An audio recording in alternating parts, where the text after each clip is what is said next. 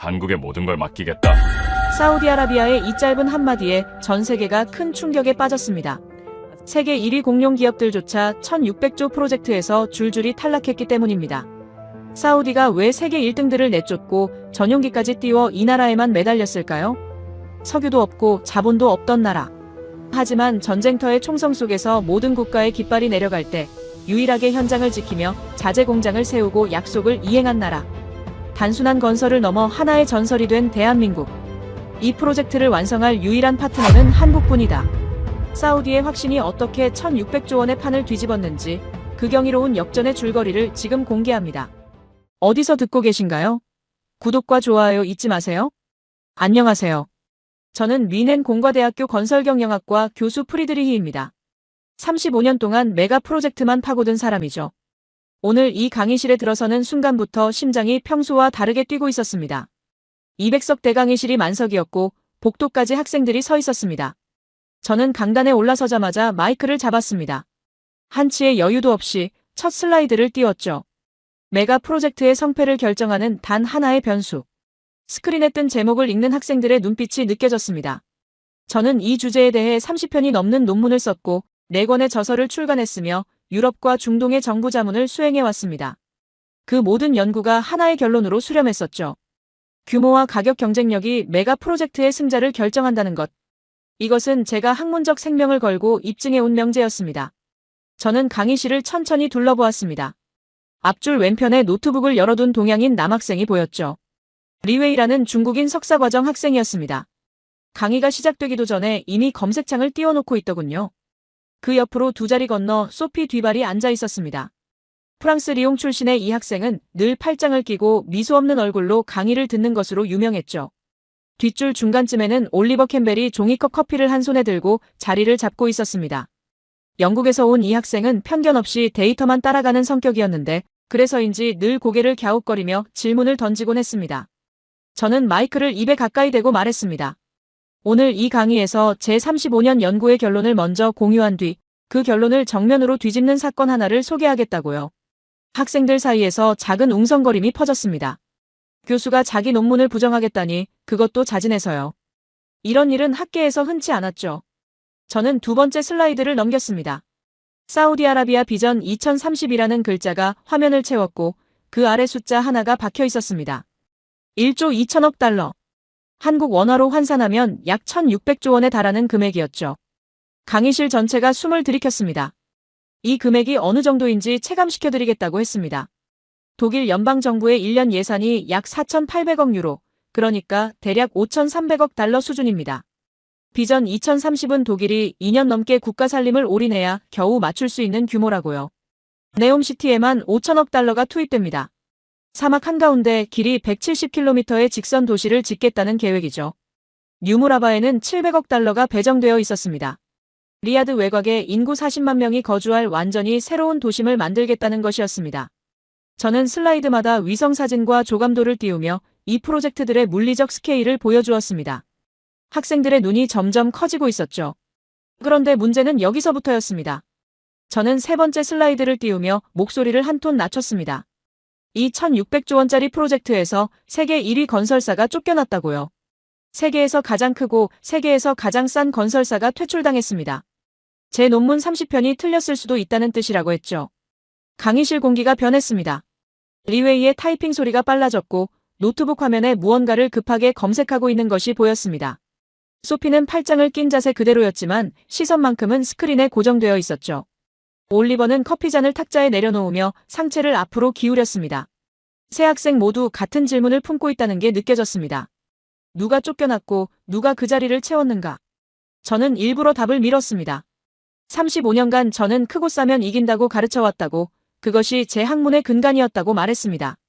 하지만 오늘 이 강의실에서 그 확신이 무너지는 과정을 여러분과 함께 걸어가겠다고요.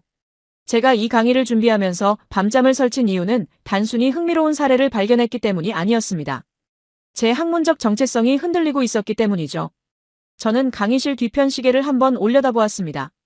90분짜리 강의였지만 오늘만큼은 시간이 부족할 것 같다는 예감이 들었습니다. 슬라이드를 넘기며 하나의 문장을 스크린에 띄웠죠. 그 빈자리를 채운 나라. 학생들이 일제히 스크린을 응시했습니다. 어떤 학생은 고개를 돌려 옆 사람과 눈을 마주쳤고 어떤 학생은 입술을 다물며 다음 슬라이드를 기다렸죠. 저는 마우스에 손을 올린 채 잠시 멈췄습니다. 이 순간이 중요했습니다. 200명의 호기심이 한 점으로 모이는 순간 그 정점에서 이름을 내놓아야 파급력이 극대화되니까요. 하지만 아직은 아니었습니다. 저는 마우스에서 손을 떼고 학생들을 향해 천천히 말했습니다. 오늘 강의가 끝나면 여러분은 그 이름을 절대 잊지 못할 것이라고요. 그것은 제가 장담할 수 있는 유일한 사실이라고 했습니다. 그리고 여러분 중 일부는 제 말에 분노할 것이고 일부는 혼란스러워할 것이며 일부는 아마도 자리를 박차고 나가고 싶어질 수도 있다고 덧붙였죠. 리웨이가 노트북 너머로 저를 올려다보았습니다. 그 눈빛에 긴장감이 서려 있었습니다. 아직 이름이 나오지 않았는데도 이미 무언가를 예감하고 있는 듯했죠. 소피의 무표정은 여전했지만 팔짱을 낀 손가락이 미세하게 움직이고 있었습니다. 올리버만이 고개를 살짝 갸웃하며 입꼬리를 올렸는데 마치 이건 재미있어지겠는데 라고 말하는 표정이었습니다. 저는 강단 위에서 한 발짝 앞으로 나갔습니다. 200개의 시선이 저를 따라왔죠. 제 심장은 분명히 빠르게 뛰고 있었지만 목소리만큼은 단단하게 유지하려 했습니다. 왜냐하면 이 이야기는 단순한 건설 프로젝트의 흥망성쇠가 아니었으니까요. 이것은 제가 30년 넘게 믿어온 세계관이 부서지는 이야기였고 동시에 제가 몰랐던 새로운 세계관이 세워지는 이야기이기도 했습니다. 그 이야기를 지금부터 시작하겠습니다. 저는 네 번째 슬라이드를 넘겼습니다. 화면에는 아라비아 반도의 지도가 떴고 사우디아라비아 전역에 붉은 점 수십 개가 찍혀 있었습니다. 각각의 점이 비전 2030에 포함된 메가 프로젝트의 위치를 나타냈죠. 네옴, 더라인, 뉴무라바, 킹살만 국제공항, 홍해 관광 프로젝트, 키디아 엔터테인먼트 시티. 이 모든 프로젝트를 수주하기 위해 전 세계 건설사들이 달려들었고 그 중에서도 가장 강력한 후보는 당연히 매출 기준 세계 1위였습니다. 그런데 그 1위가 쫓겨났습니다. 저는 다시 한번 강조했습니다. 크기가 무기인 시대에 가장 큰 무기를 가진 자가 패배한 것이라고요. 이건 스포츠로 치면 올림픽 금메달리스트가 지역대회 예선에서 실격당한 것과 같다고 했습니다. 학생들 사이에서 웃음이 터졌지만 곧 그 웃음은 사라졌죠. 제 표정이 진지했으니까요. 규모와 가격이 전부라면 이 사건은 일어나지 않았어야 합니다.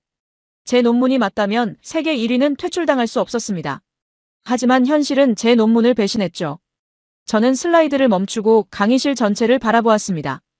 200명의 학생이 저를 응시하고 있었고 그 눈빛 속에는 호기심과 의구심이 뒤섞여 있었습니다. 좋습니다. 라고 말했죠. 그 배신의 전말을 지금부터 한 겹씩 벗겨보겠다고요. 제 가설이 어디서부터 금이 갔는지 그리고 그 금을 낸 나라가 어떤 나라인지를요. 리웨이의 타이핑이 다시 빨라졌습니다. 소피의 시선이 스크린에서 저에게로 옮겨졌죠. 올리버가 빈 커피잔을 손에 쥔 채 고개를 끄덕이고 있었습니다. 1600조 원짜리 배신. 그 이야기의 첫 장이 막 열리려 하고 있었습니다. 저는 곧바로 스크린에 사진 4장을 띄웠습니다. 첫 번째는 아파트 외벽을 따라 갈라진 균열이었죠. 입주 전이었습니다. 사람이 한 번도 살지 않은 건물의 콘크리트가 이미 손가락 하나 들어갈 만큼 벌어져 있었습니다. 두 번째 사진은 지하 주차장 천장에서 물이 줄줄 흘러내리는 장면이었죠. 방수 처리가 통째로 무너진 흔적이었습니다. 세 번째, 현장에 적재된 자재 포장지를 클로즈업한 것이었는데 유통기한이 이미 지난 날짜가 선명하게 찍혀 있었습니다. 네 번째는 공정표였죠. 예정 완공일과 실제 진행률 사이의 격차가 붉은색으로 칠해져 있었고 그 간극은 처참했습니다. 중국 건축공정공사. 매출 387조 원, 수주 잔액 754조 원의 공룡이 사우디아라비아에 남긴 성적표였습니다. 강의실이 술렁였습니다. 저는 사진을 하나하나 짚으며 설명을 이어갔죠. 벽 균열은 콘크리트 배합비 관리의 실패를 의미했습니다. 사우디의 낮 기온은 50도를 넘기는데 이 온도에서 콘크리트 양생을 제대로 관리하려면 정밀한 기술이 필요했죠. 방수 붕괴는 자재 선정과 시공감리 양쪽 모두에서 문제가 있었다는 뜻이었고 유통기한 지난 자재는 원가 절감을 위해 품질을 포기했다는 증거였습니다. 공기 지연은 이 모든 것이 누적된 결과였죠. 리웨이의 타이핑이 빨라졌습니다. 노트북 화면에 무언가를 급하게 검색하고 있는 것이 보였죠.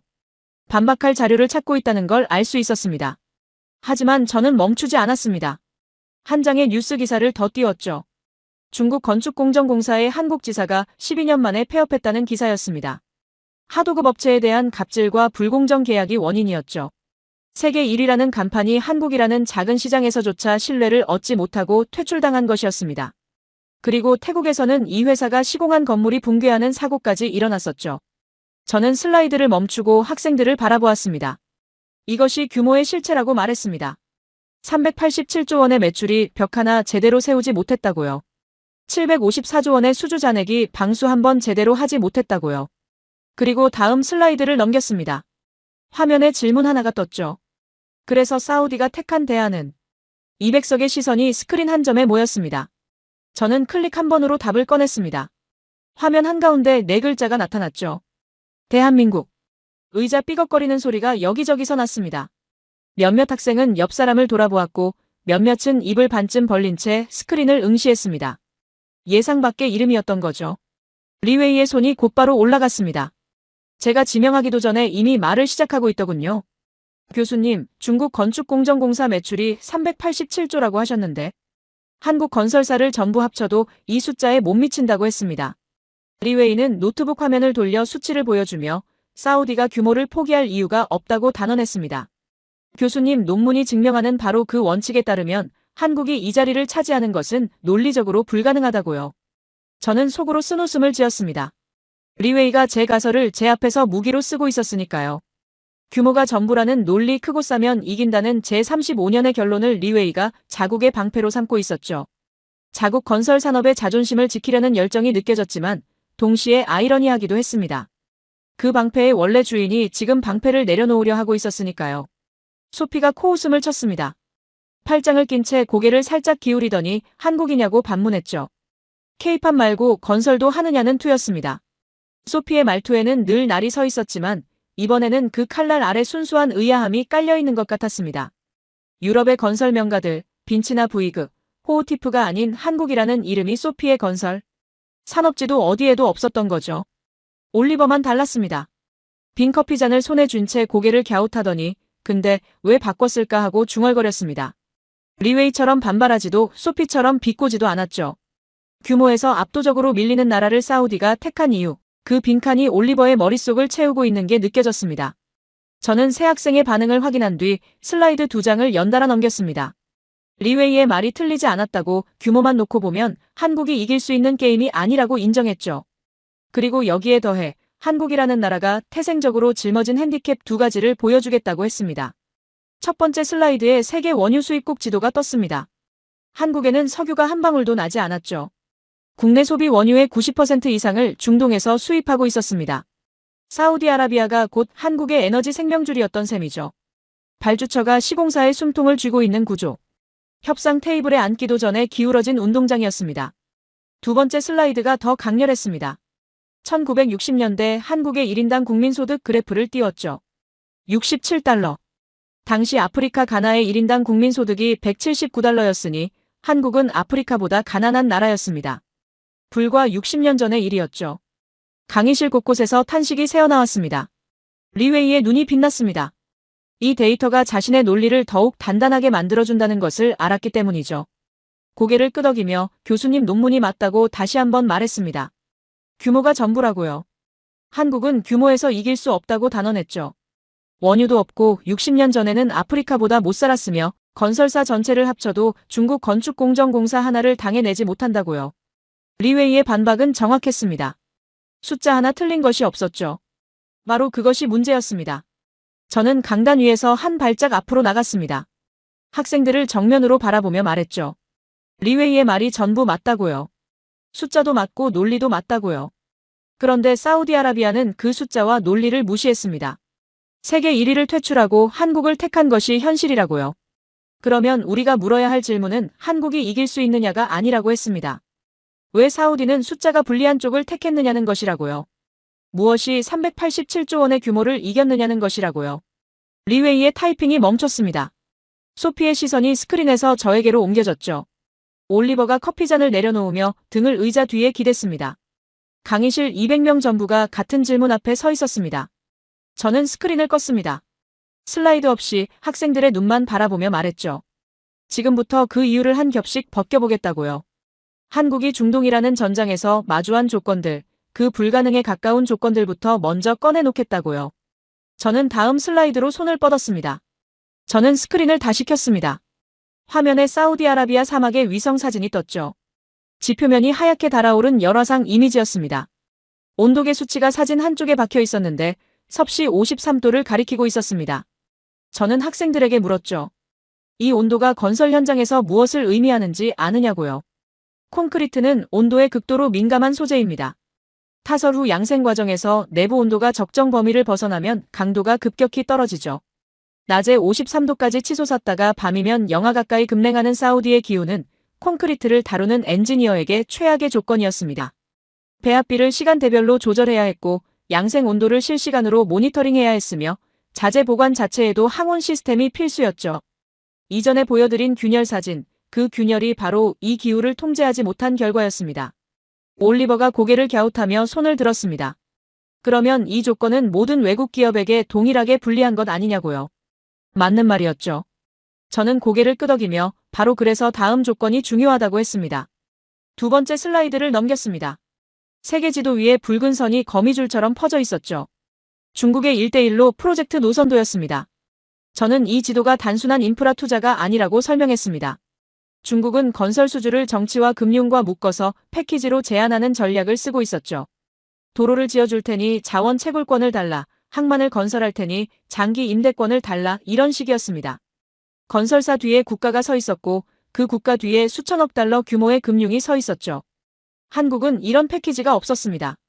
순수하게 기술력 하나만 들고 나가야 하는 맨몸 승부였죠. 리웨이가 이 슬라이드를 보며 미세하게 고개를 끄덕이는 것이 보였습니다. 1대1로는 리웨이에게도 자부심의 원천이었을 테니까요. 저는 세 번째 조건으로 넘어갔습니다. 시간을 1970년대로 되돌렸죠. 한국 건설 노동자들이 중동에 처음 발을 디뎠던 시절이었습니다. 화면에 흑백 사진이 떴습니다. 장비라고는 삽과 곡괭이가 전부인 남자들이 사막 한가운데 서 있었죠. 크레인도 없었고 믹서 트럭도 없었습니다. 기술 매뉴얼조차 번역본이 없어서 일본어 교재를 베끼며 배웠다는 기록이 남아 있었습니다. 이것이 한국 건설의 출발점이었죠. 그리고 네 번째, 제가 가장 목소리를 낮춘 대목이었습니다. 1980년 이란과 이라크 사이에 전쟁이 터졌습니다. 한국인 근로자들이 일하고 있던 현장 위로 포탄이 날아들었죠. 12명이 죽었습니다. 40명이 중상을 입었습니다. 강의실이 완전히 조용해졌습니다. 저는 잠시 말을 멈추고 그 침묵을 놔두었죠. 숫자가 아니라 사람이었습니다. 가족이 있고 이름이 있는 사람들이 사막 한가운데서 쓰러진 것이었습니다. 다섯 번째 슬라이드를 넘겼습니다. 2014년 이라크. 이번에는 이슬람 국가, 이른바 IS가 바그다드를 위협하고 있었죠. 모술이 함락되었고 칼리프 국가 선포가 이루어졌으며 바그다드까지의 거리가 불과 수십 킬로미터로 좁혀졌습니다. 주재국 대사관들이 철수 권고를 내렸고 외국 기업들은 장비를 버리고 떠났습니다. 화면에 당시 뉴스 헤드라인 여러 개를 나열했죠. 모든 기업이 이라크를 떠나고 있다는 내용이었습니다. 저는 여기서 리웨이를 바라보며 물었습니다. 리웨이, 당신 말대로라면 이 조건에서 규모가 작은 나라가 이길 방법이 있겠습니까? 리웨이가 자신만만하게 대답했습니다. 없다고요. 그리고 한마디를 덧붙였죠. 사우디 품질 문제는 서방 언론의 과장이라며 중국 기업들은 적어도 공기를 지켰다고 했습니다. 리웨이의 목소리에는 확신이 묻어 있었습니다. 자국 기업을 향한 마지막 방어선을 치고 있는 듯 했죠. 그런데 올리버가 끼어들었습니다. 잠깐 하며 노트북 화면을 돌려보였죠. 올리버가 강의 도중에 직접 검색한 자료였습니다. 사우디 정부가 공식적으로 품질 미달 업체를 퇴출했다는 기록이 있다고요. 공기 지연도 사우디 주택부 공식 보고서에 명시되어 있었다고 했습니다. 올리버의 말투는 담담했지만 그 내용은 리웨이의 주장을 정면으로 부정하는 것이었죠. 리웨이의 표정이 굳어졌습니다. 노트북 화면을 다시 자기 쪽으로 돌리며 무언가를 확인하려 했지만 타이핑하는 손가락이 잠시 허공에 멈추는 것이 보였습니다. 서방 언론의 편향이라는 방패가 사우디 정부 공식 보고서 앞에서 처음으로 금이 간 순간이었죠. 하지만 리웨이는 물러서지 않았습니다. 턱을 살짝 치켜들며 화면을 노려보았는데 아직 인정할 준비가 되지 않은 사람의 몸짓이었습니다. 소피는 양쪽의 공방을 지켜보다가 한마디를 던졌죠. 어느 쪽이든 한국이 유리할 조건은 하나도 없어 보인다고요. 소피다운 결론이었습니다. 감정을 배제하고 조건만 따지면 한국에게 유리한 변수는 정말 단 하나도 없었으니까요. 50도의 기후, 정치와 금융을 묶은 중국의 패키지 전략, 장비도 기술도 없던 출발점, 전쟁터에서 죽어간 노동자들, 그리고 IS의 위협까지. 이 5가지 조건을 나란히 놓고 보면 한국이 중동 건설 시장에서 살아남는다는 것 자체가 비현실적으로 보였습니다. 저는 강단 위에서 학생들을 천천히 둘러보았습니다. 그리고 한 가지 질문을 던졌죠. 제가 여러분에게 묻겠다고요. 전쟁이 터지면 도망가는 게 정상이라고 했습니다. 사람 목숨보다 중요한 계약은 없으니까요. 그렇지 않습니까? 200명이 고개를 끄덕였습니다. 당연한 말이었으니까요. 포탄이 날아오는 현장에서 공사를 계속한다는 것은 미친 짓이었고, 테러 조직이 수도를 위협하는 나라에서 사업을 이어간다는 것은 자살 행위에 가까웠습니다. 모든 합리적 판단은 철수를 가리키고 있었죠. 저는 고개를 끄덕이며 말했습니다. 맞다고요.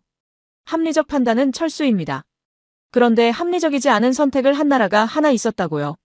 리웨이가 눈을 가늘게 뜨며 저를 올려다보았습니다. 소피의 팔짱이 미세하게 조여졌죠. 올리버가 커피잔을 내려놓으며 상체를 앞으로 기울였습니다. 저는 다음 슬라이드에 손을 올렸습니다. 이 슬라이드부터는 제 가설에 균열이 생기기 시작합니다. 슬라이드가 바뀌자 화면에 이라크 지도가 떴습니다. 바그다드 남쪽 25km 지점에 붉은 핀이 하나 꽂혀 있었죠. 비스마야. 저는 그 이름을 천천히 읽었습니다. 2012년 한화건설이 이곳에서 101억 달러짜리 계약에 서명했다고요. 한국 원화로 약 14조 7천억 원. 학생들 사이에서 숨소리가 들렸습니다. 저는 프로젝트의 규모를 설명했습니다. 10만 가구, 입주 예정 인구 60만 명. 사막 허벌판에 도시 하나를 통째로 세우겠다는 계획이었죠. 아파트만 짓는 것이 아니었습니다. 도로, 상하수도, 정수장, 전기 배전망, 학교, 병원, 경찰서, 관공서까지 포함된 완전한 도시였습니다. 위넨 외곽의 위성도시 하나를 새로 짓는다고 상상해보라고 했죠. 그것도 인프라가 전무한 사막 한가운데서요. 학생들의 표정이 달라졌습니다. 이것이 아파트 몇 동 올리는 이야기가 아니라는 걸 깨달은 거죠. 그런데 2014년이 왔습니다. 저는 앞서 보여준 IS 관련 뉴스 헤드라인을 다시 한 장 띄웠습니다. 모술 함락 칼리프 선포, 바그다드 위협. 비스마야는 바그다드에서 불과 25km 떨어져 있었죠.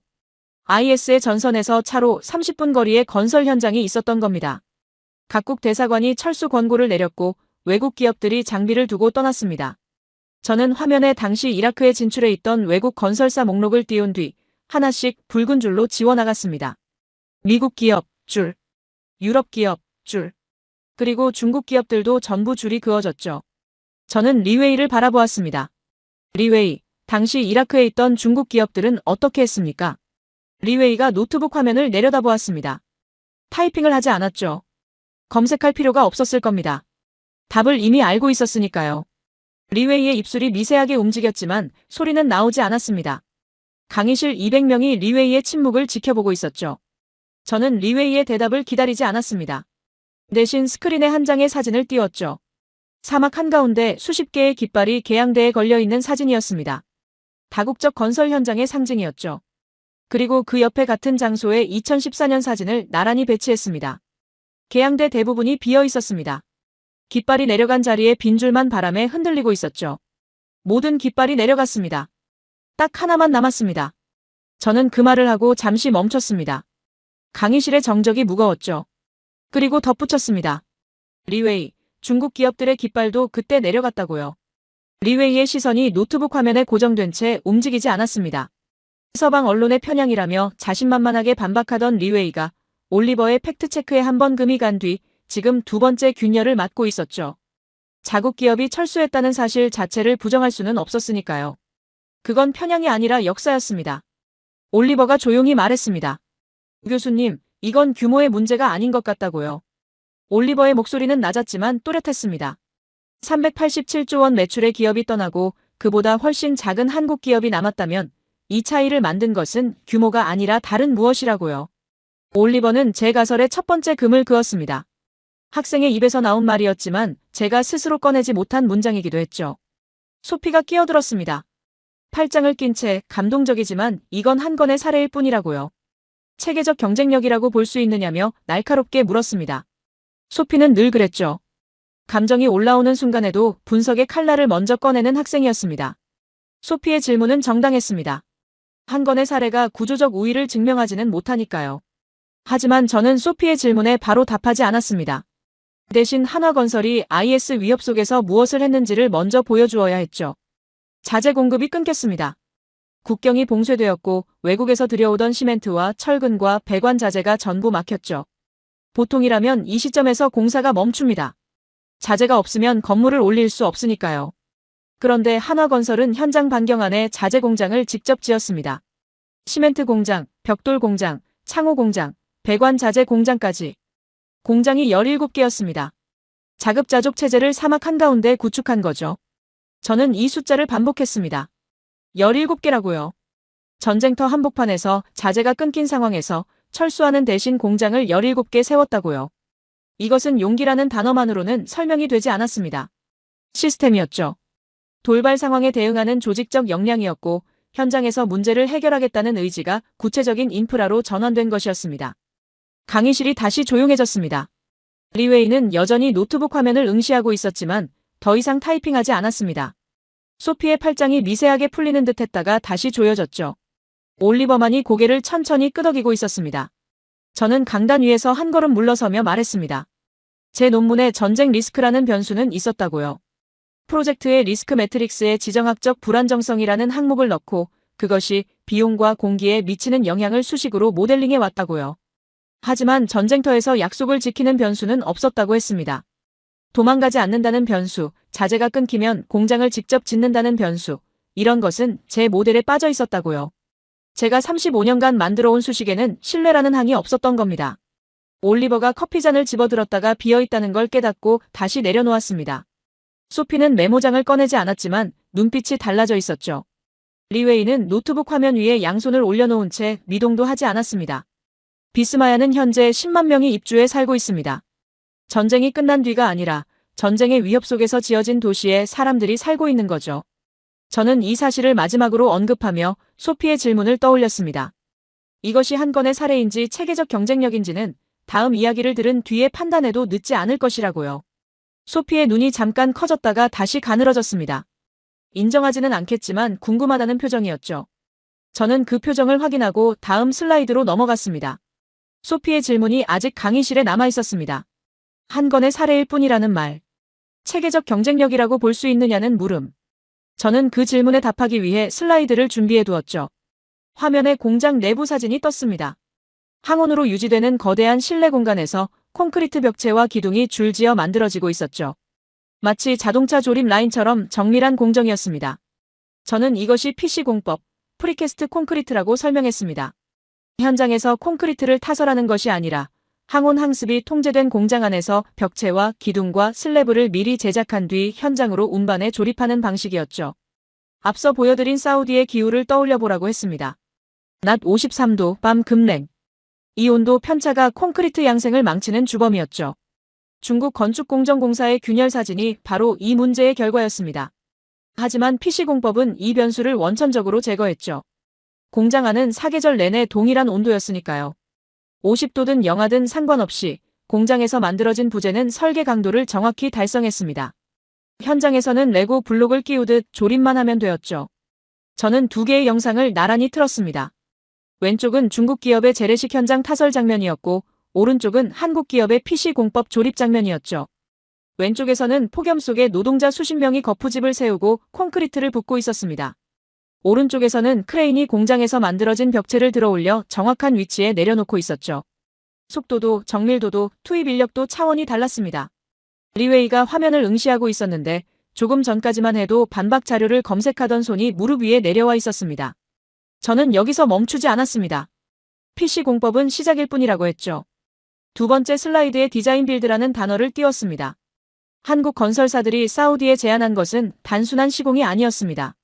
설계, 자재 조달, 시공, 감리까지 전 과정을 일괄 책임지는 원스톱 솔루션이었죠. 비스마야에서 이 시스템이 어떻게 작동했는지를 보여주었습니다. 아파트만 지은 것이 아니라 도로를 깔고 상하수도를 매설하고 정수장을 세우고 전기 배전망을 구축하고 학교와 관공서까지 도시를 통째로 구동시킨 것이었죠.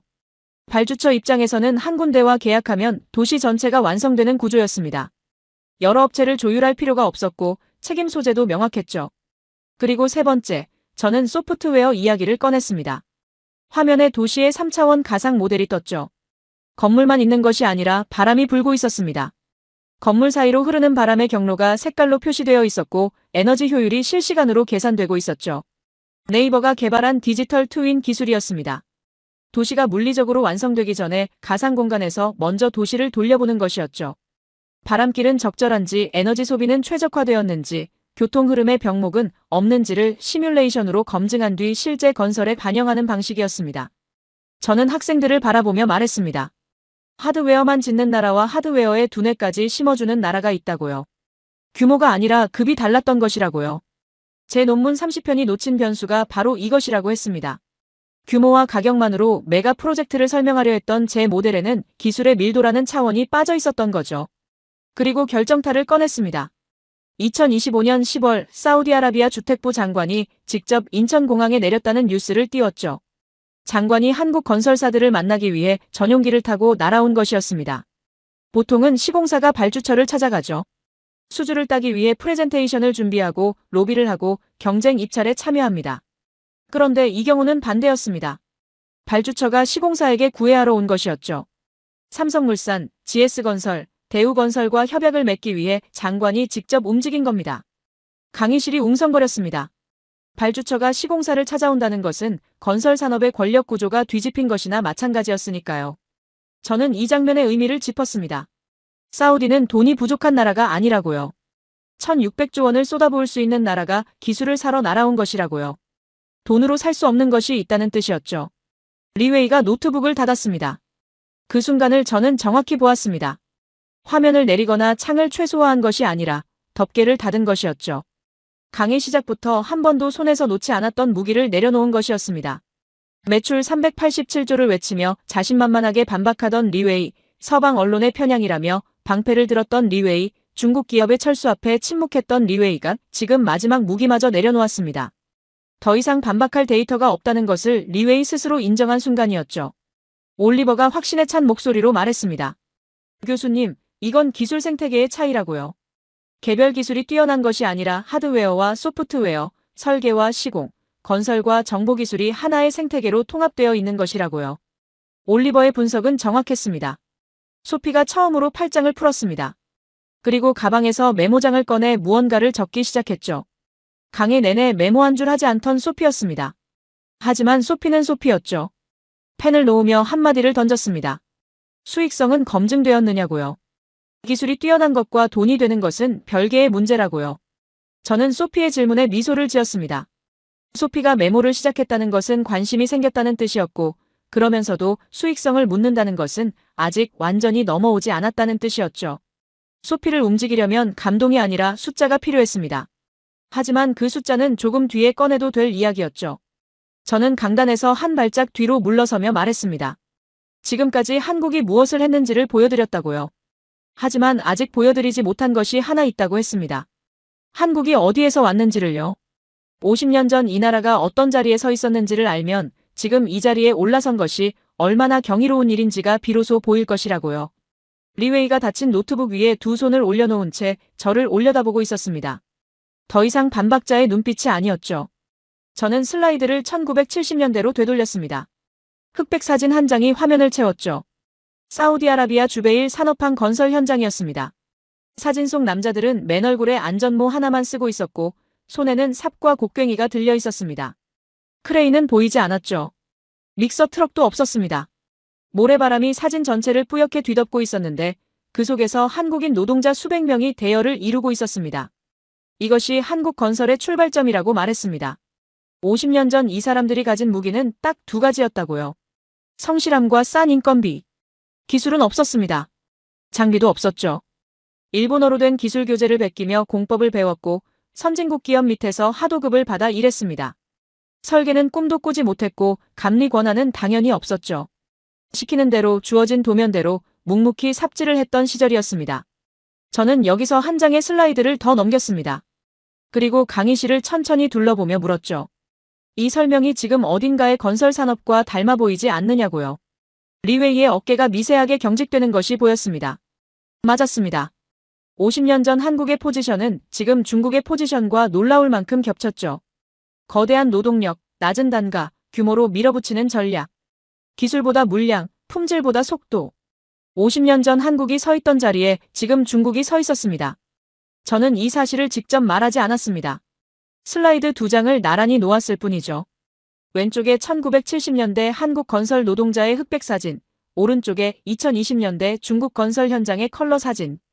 두 사진의 구도가 묘하게 닮아 있었습니다. 학생들이 그 유사성을 스스로 읽어냈죠. 하지만 한국은 그 자리에 머물지 않았습니다.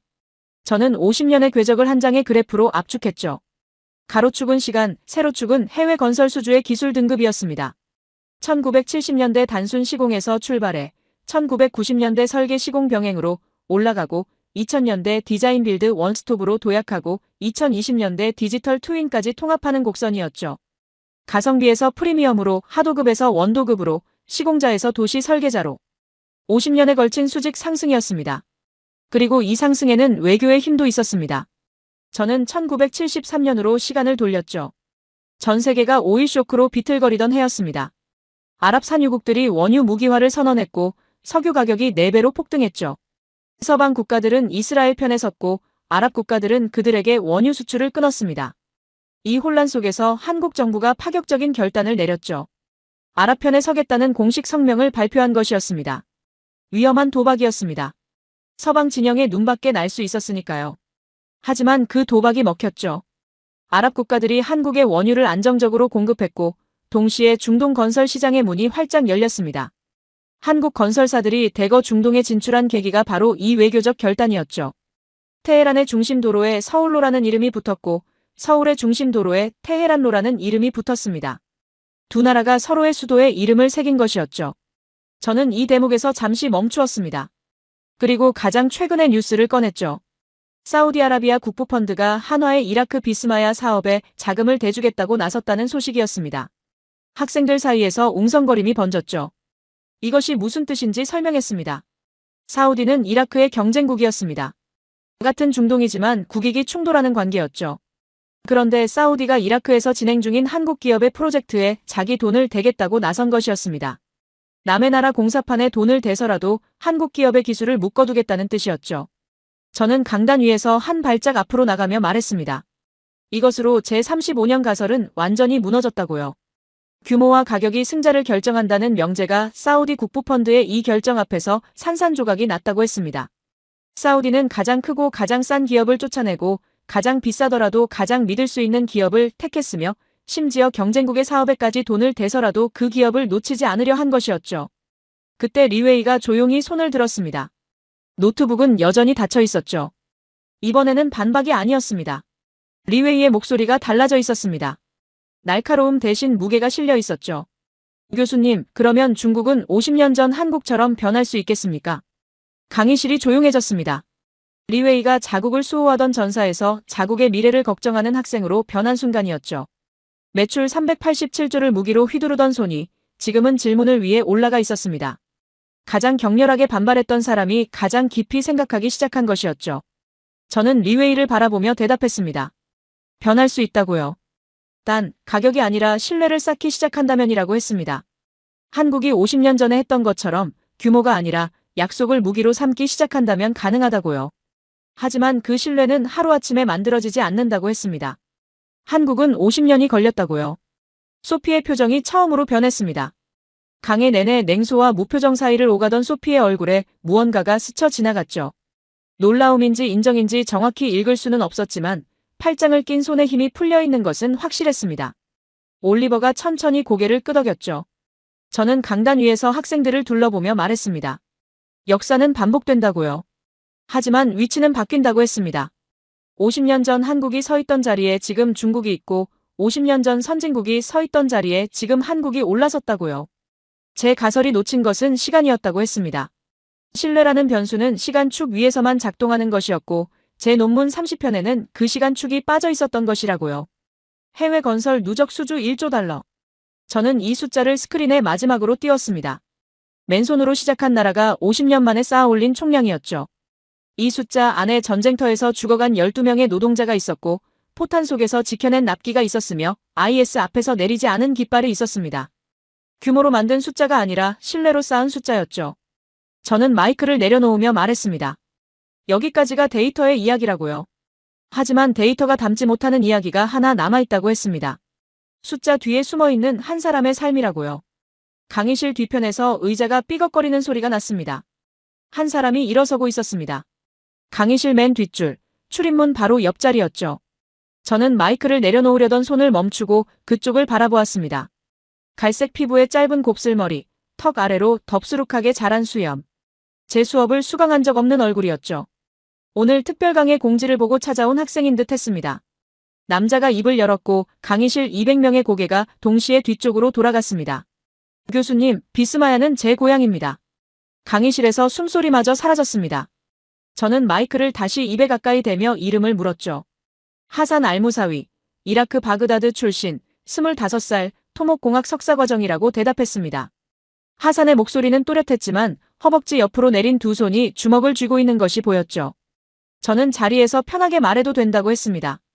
하산이 고개를 저었습니다. 통로로 나와 강단 쪽을 향해 걸어 내려오기 시작했죠. 200명 앞에 서겠다는 뜻이었습니다. 하산의 구두 소리가 계단식 강의실에 울렸습니다. 한 계단, 두 계단, 세 계단. 학생들의 시선이 하산의 발걸음을 따라 아래로 내려왔죠. 하산이 강단 바로 아래 통로에 멈춰서서 몸을 돌려 학생들을 바라보았습니다. 순간 하산의 눈과 리웨이의 눈이 마주쳤죠. 리웨이가 먼저 시선을 떨어뜨렸습니다. 하산은 숨을 한번 깊이 들이쉰 뒤 이야기를 시작했습니다. 하산은 비스마야에서 태어나지 않았다고 했습니다. 바그다드 외곽의 판자촌에서 태어났다고요. 지붕이 양철판이었고 벽은 시멘트 블록을 쌓아 올린 것이었는데 여름이면 실내 온도가 45도를 넘겼다고 했죠. 물은 하루에 2시간만 나왔고 전기는 이틀에 한 번 들어왔다고 합니다. 하산은 이것이 자신이 아는 세상의 전부였다고 말했습니다. 2014년 하산이 13살이던 해에 세상이 무너졌다고 했죠. 이슬람 국가가 모술을 집어삼켰고 검은 깃발이 남쪽으로 밀려 내려왔다고요. 바그다드 외곽에서도 폭탄 소리가 들리기 시작했고 이웃집 남자 셋이 하루아침에 사라졌다고 했습니다. 아버지가 새벽에 가족을 깨웠죠. 트럭 한 대에 가족 6명과 이불 몇 채를 싣고 남쪽으로 달렸다고 합니다. 목적지는 없었다고요. 그냥 포탄이 떨어지지 않는 곳이면 어디든 좋았다고 했습니다.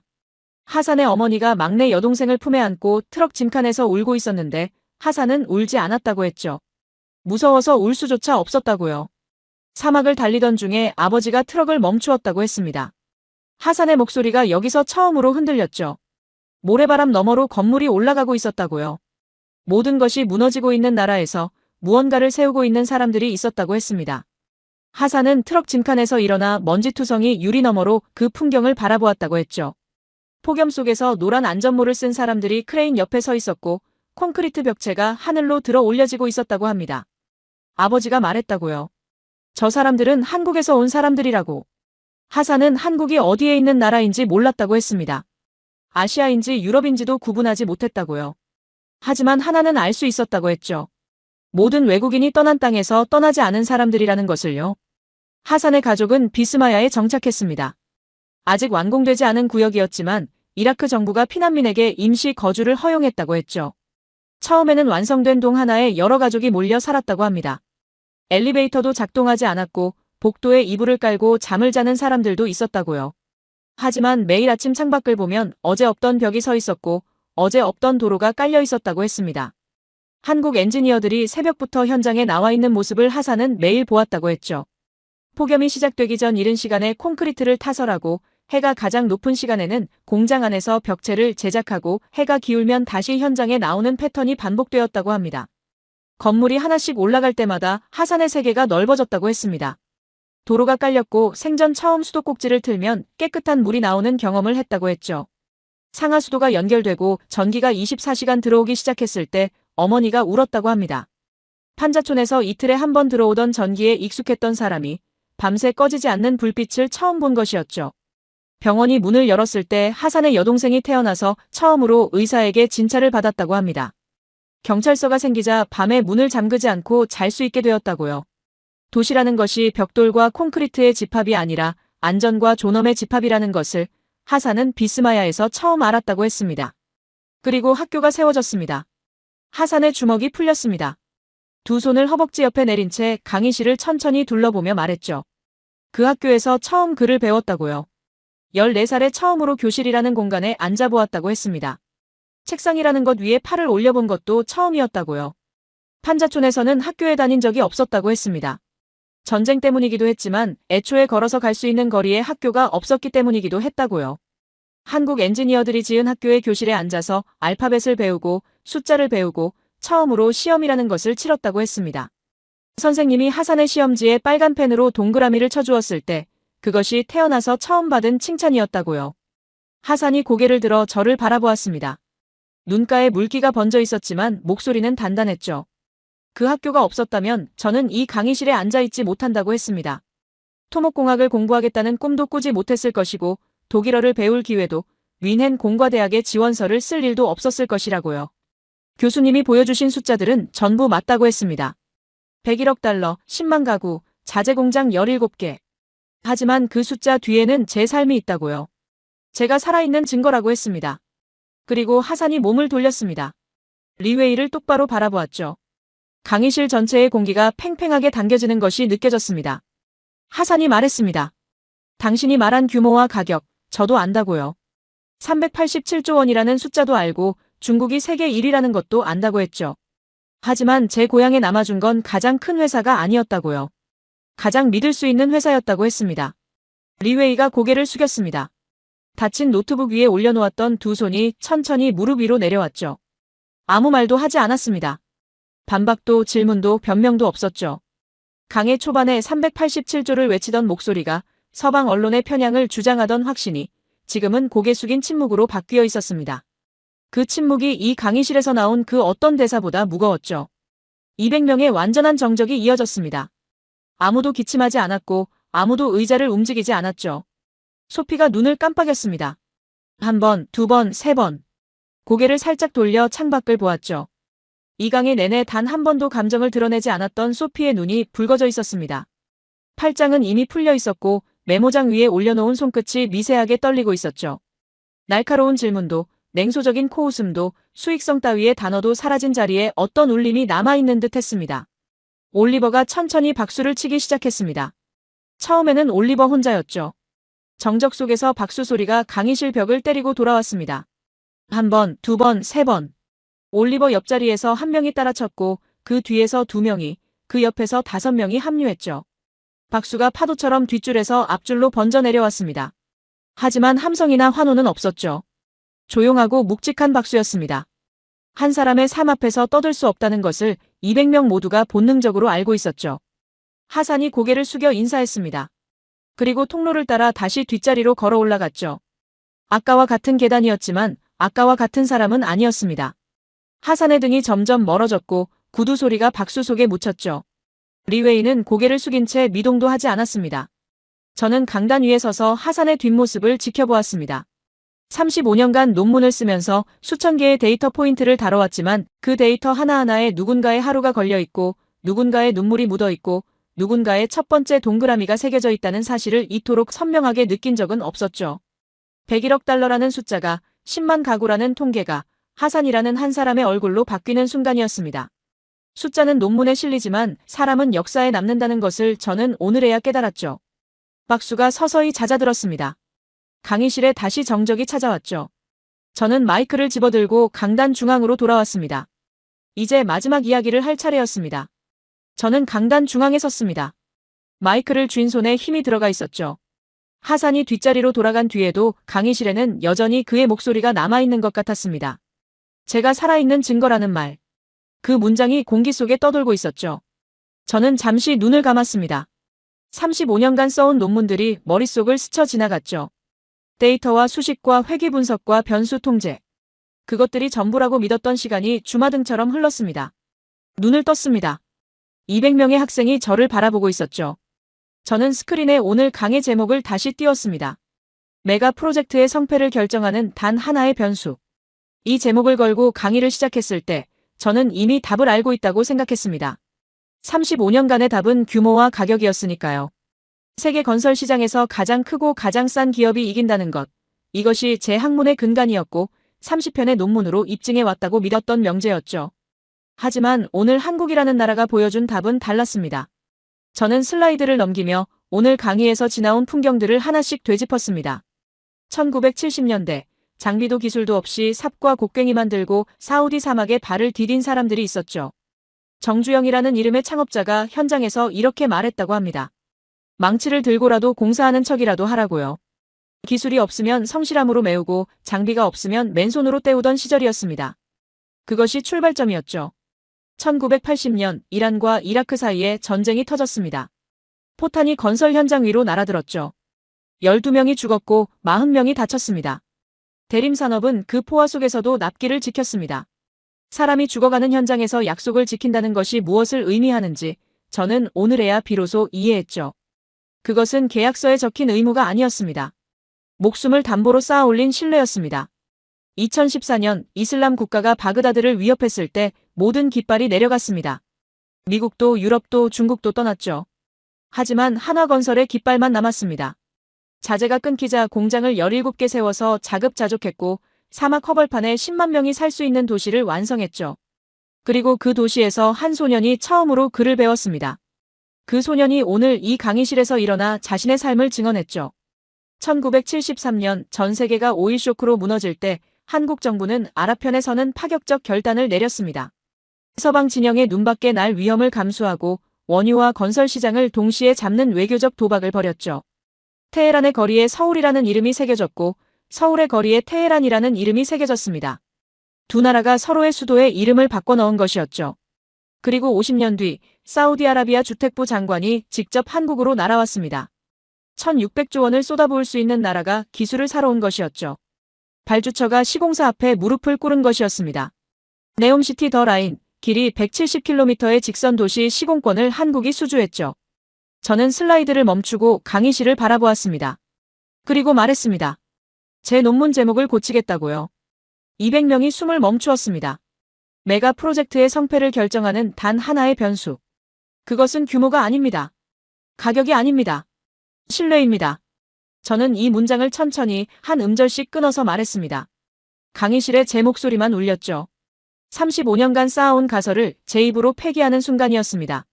기술은 복제할 수 있다고 했습니다. 중국이든 어느 나라든 시간과 자본을 투자하면 PC공법도 디지털 트윈도 따라잡을 수 있다고요. 가격은 깎을 수 있다고 했습니다. 인건비를 낮추고 원가를 절감하면 누구든 더 싸게 지을 수 있다고요. 규모는 키울 수 있다고 했죠. 기업을 합병하고 자본을 투입하면 언제든 몸집을 불릴 수 있다고요. 하지만 전쟁터에서 지킨 약속, 포탄 아래서 지켜낸 납기, 50년간 한 삽 한 삽 쌓아 올린 신뢰, 그것은 복제할 수 없다고 했습니다. 그래서 이것은 건설이 아니라고요. 전설이라고 했습니다.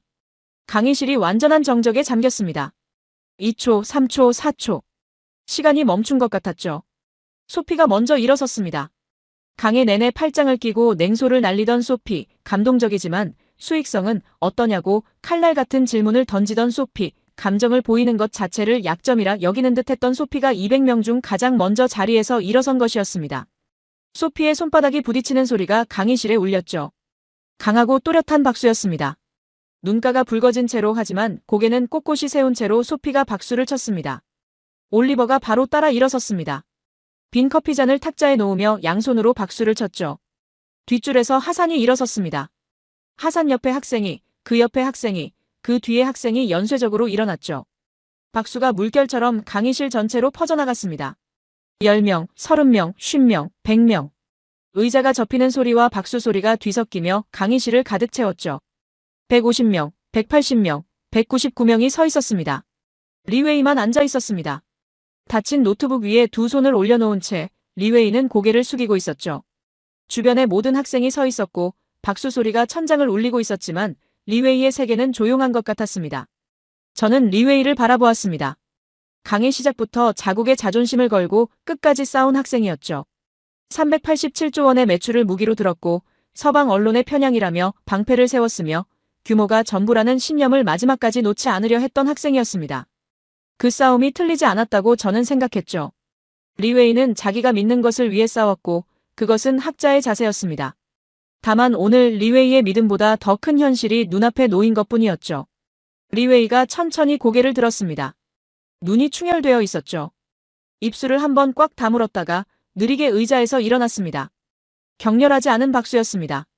두 손바닥이 조용히 부딪히는 느리고 무거운 박수였죠.